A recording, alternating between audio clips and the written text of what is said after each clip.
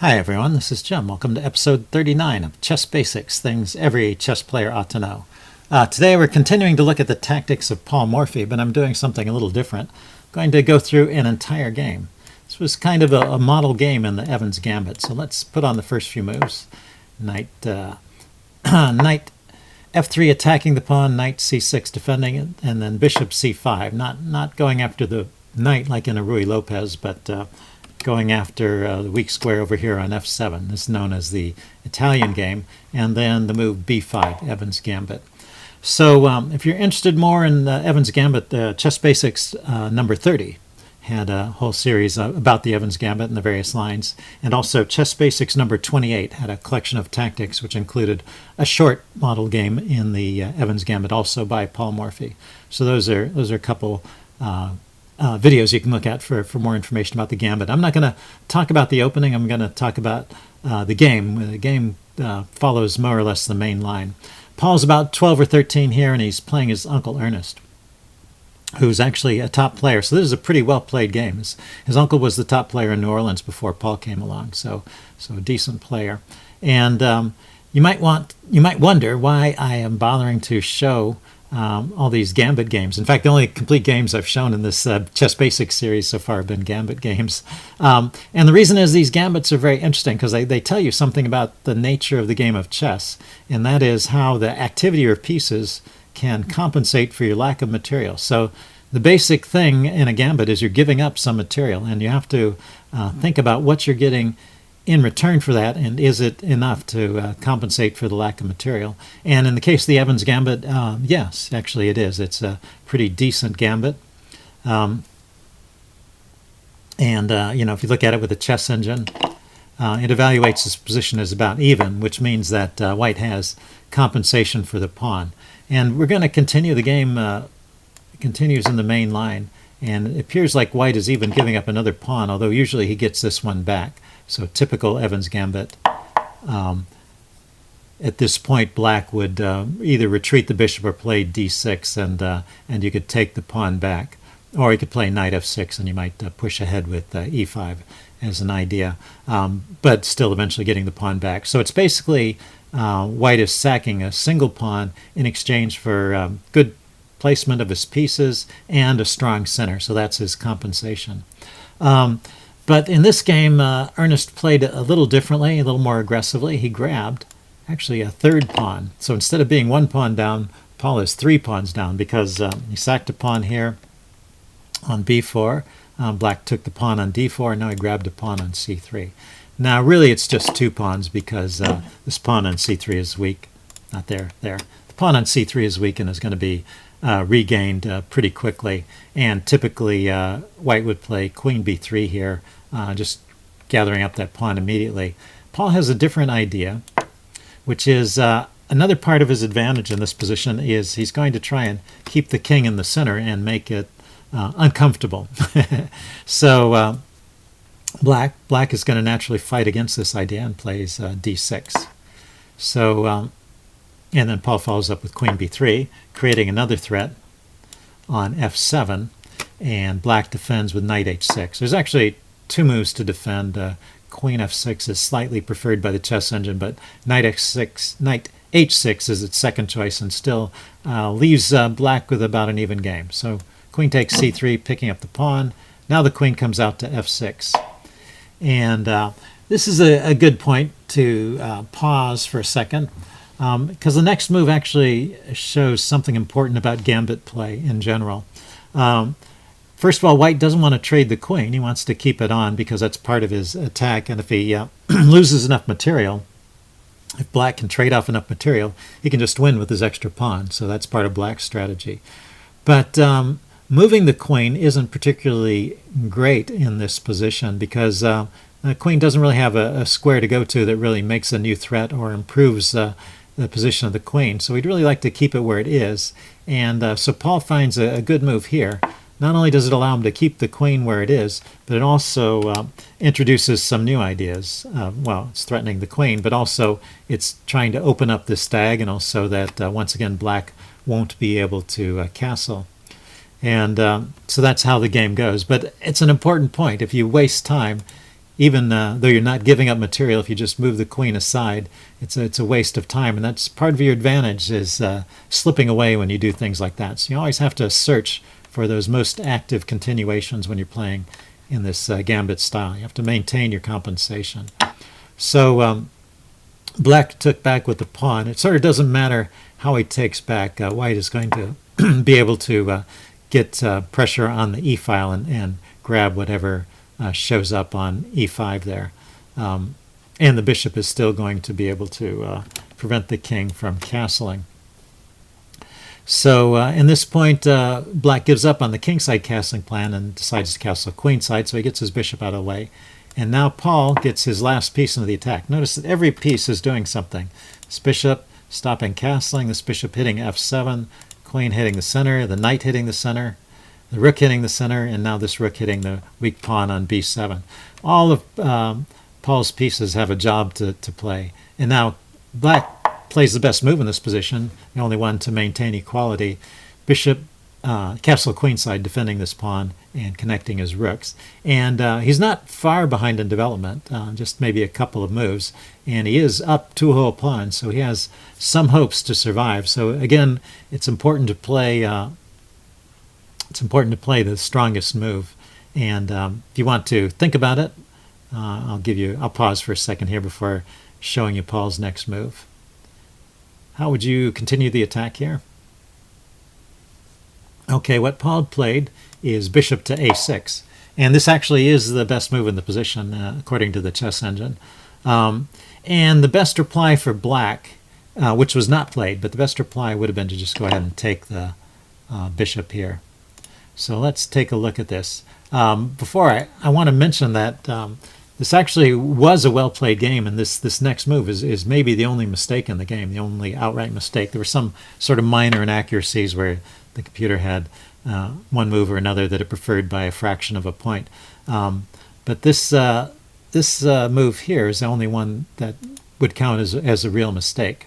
So b takes a6 was not played, but that's the only way for black to stay in the game. So let's look at what would have happened. Queen b3, setting up an immediate checkmate threat. It's difficult to defend that square. If you move the knight away to defend it, then of course queen to b8 is checkmate as well. So that doesn't work. And how else are you going to defend that square? Now you have to clear some space for the king to escape. So bishop g4, queen here, king runs to d7, and now you can grab here with the check, and knight takes, queen here. So really the only move for the king is to go back, and then this is a draw by repetition. So that's why the engine rates this position as even. If black were to try to run this way, this is deadly. He can try and hold on here by blocking with the bishop, but the queen, not only attacks straight on, it also attacks diagonally, and covering both those diagonals takes away all the flight squares. The bishop is pinned, so only the rook can block, and now the other rook comes in for a check, and the only way to block is with the queen. And well, you can see this is not going to end well. Rook takes queen, king takes, and queen in the corner is checkmate. There's no way for the king to escape. So that would be end of game. So the king has to just keep going back and forth in this position. He has to go back, and so this would be a draw. So if we back up to this position in the game where black played something different other than bishop takes a6, I think Ernest was a strong enough player to recognize that if he took that bishop, the white had at least a perpetual check, and he just didn't want to settle for a draw. He was playing for a win. At least this is my theory. So he played something else, and it just happens that in this position, every other move loses. The only way to stay in the game is to take that bishop immediately. So there's many plausible moves here, but unfortunately just none of them work. And that's maybe another thing to keep in mind about gambit play. You have to always play the strongest moves, and you force your opponent into these difficult choices where where only one move will save the position. So it's not like you're playing for a draw. What you're playing for is the win, and you're just hoping that by giving your opponent all these difficult choices, at one point or another he'll make one move that's not the best move, and then suddenly you're winning. And that's what happened here with knight a5. Here, let's back up a second. Forward. Knight a5. Where are we? Sorry, I lost track of the position there. Yeah, knight a5. So now the queen could take the knight, but that's not so great because queen takes bishop and the game goes on. And maybe that's what Ernest was thinking, but white has one very strong move here. In fact, there's only one move that gives white the winning advantage. So this is another opportunity for you to exercise your tactical skills, or your attacking skills. How would you play for white? What is that one move that's winning? Okay, I'm going to give the answer away. Pause the video if you want to think about it. The answer is rook to c1. So this rook was on the e file when the king was there. It was doing a useful job, and now the king has moved to the c file. So why not move the rook to the c file? Very logical. Also, it threatens checkmate. And it turns out this pawn is very hard to defend. Notice you can't play queen to d6 because the bishop will take it. Play queen c6.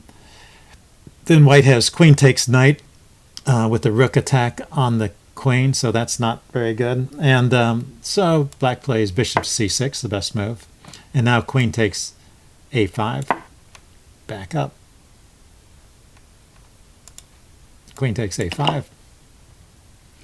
And to get his material back, black grabs the bishop. And that's as good a move as any. Once again, these moves are all... There are other moves one can try, but they all lose in one way or another. So now it's check. And what should you do here? You actually have two moves you could choose from. There is the king move, or the bishop can block. And if you thought this doesn't look very good, you're right. This is not the right answer. But there's a neat little tactic here. There's actually a mate in 2 in this position. So how does white mate black in 2 moves here? Okay, pause the video and think about this. This is a cute little tactic, so see if you can find it. Very, very typical kind of tactic, so good one to have in your memory banks. I'm going to give the answer away now. It is rook takes c7. So yeah, just a simple, well, I don't know if it's simple, but it's a rook sacrifice. You give up a whole rook. Of course, if the king goes to b8, then you take the bishop and it's checkmate. So king takes rook is forced, and then queen takes on b7 is checkmate. It's a neat mating pattern with the queen, covering all of these squares. So there's only 2 flight squares for the king. One of them is where his rook is, so he can't go that way, and the other one is covered by the bishop, so he can't go that way. So a nice little pattern, nice little mating pattern to keep in mind. So he didn't play bishop to b7, he played king to d7, the only other move. And now rook takes c6, another nice tactic. The queen can't take the rook. There's a couple good moves here, but the basic idea is that the king is the only piece defending the queen. You just have to chase it away with a move like rook d1 check, or even simpler and stronger, knight takes e5 check, hitting the king and the queen simultaneously. So you're just going to pick up that queen. Can't be defended. So the rook can't be touched. The king can't take it because it's guarded. And the queen is under attack, so it has to run away. Queen f5 was played. And now rook takes c7 check. Now Paul makes that rook sacrifice we saw before. Once again, the king cannot take the rook because of queen b7 checkmate. So the king runs away. And now queen c6 check. Once again, we have the power of the diagonals, the queen and the bishop covering all of those diagonals. Queen d7 was played, probably the best try. And then another rook, bring another piece into the attack. Basically, all the pieces are participating except for the knight. The knight is going to be left out of the final stage, but it had a role earlier in the attack, so it was very important. And now queen takes c6. If rook takes rook, then queen takes on d7 is checkmate. Once again, the bishop guarding the escape square is key. So queen takes, and rook e7 check. the rook supported by the bishop, chases the king to f8. Now you grab the other rook. The only piece that can interpose is the queen, and rook takes is checkmate. Very nice finish to the game. If we back up right here, all of that was forced from rook takes c7. There's a forced mate in 4 or 5 from that point on. And you know that Paul had just calculated that all the way through to the end. And it's the kind of thing you can calculate if you notice, of course, if you start with the move rook takes c7, it has to be in your memory banks, this kind of rook sacrifice. You can probably calculate in your head all of the remaining moves, and it's a worthwhile exercise to go through that and try and memorize that pattern. Okay, so I hope you guys enjoyed that. Leave any comments you have in the section below, and I will see you again soon. Bye.